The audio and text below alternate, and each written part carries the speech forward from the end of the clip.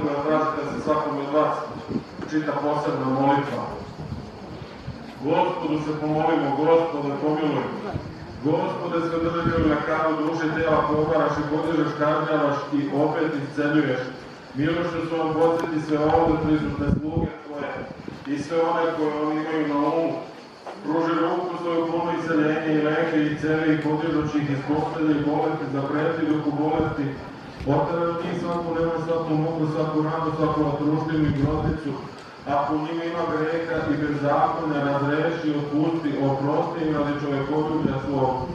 Pograde ih silom i blagodaću svojom i izvoji kod zlih i zlonarodnih ljudi i od svaku nasrta demonskog i lukavstva, djelovskog, Gospode, poštedi stvorenja Tvoju Hristujuću, Gospod naša, sad koji si blagosloven, sa presvim blagim i žrtvenim Tvojim duhom, sada i uvek i u vekove vekova. Amin. Molim vam, preslavne slavne vladičice naše Bogorodice, Prepodnjeva Marije, Svetog Oca našeg Vastilja, Otočkog Čudotvorca i svih svetih Tvojih, Gospode Isuse Hriste, Bože naš, pomiluj